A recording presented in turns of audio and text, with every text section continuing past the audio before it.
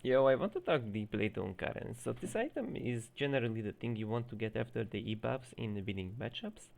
The goal of Deep Blade is very simple. After the E-buffs, it got the percentage AD scaling buffs. You wanna E-start in here. I did Q-start of course, but regardless you will win this all in, and basically you should force as much as possible into the enemy champion because you have Conqueror, and obviously Cassandra doesn't have it.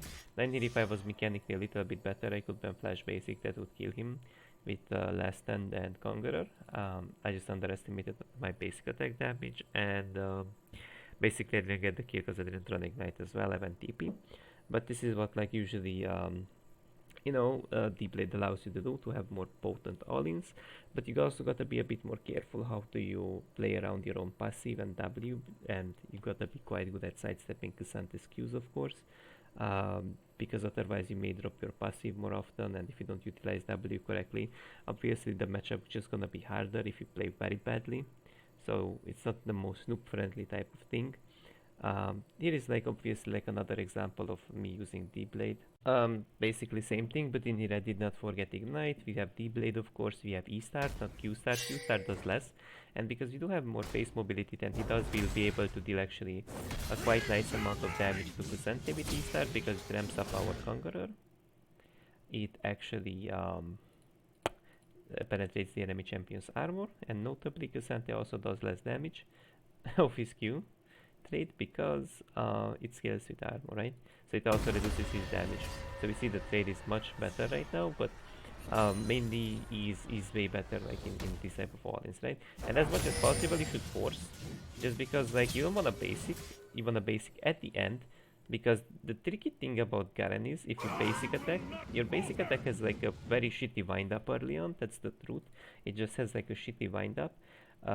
Level 1, right? And it doesn't really allows you to actually like basic attack spin on him. You can only like spin and then basic him, because if you were to like basic spin, then more than often you will not be in proper E range anymore. And it more so applies to the second rotation of my E. So check this out. In here if I would have to basic him, I wouldn't be able to get a good E on him. That's the thing, so it's better actually to E someone properly, get that armor pen on him, then basic attack him, right? Akusante in here has less mobility than you do, as just a hint, right? And then and Conqueror is obviously stacked as well. Then you wanna go for the basic attack, because in here, if you initiate with the basic attack and he Q slows you, you will not be in a proper range to get the good E off. That's the thing. You just won't be. So watch out on small little details, of course. And basically he's quite fast, in here I do have Ignite. The issue is that I got actually like weak side that I think, or at least like Graves was hovering at least on top side, and basically slowly you'll be able to find like little damage on him. So just to like show it off to you guys that you can actually chip way harder the opponent's HP with the blade to set up a dive for your own self or for your allied brand, right? But in here brand game as well, but your chipping is way better in general. Let's get forward.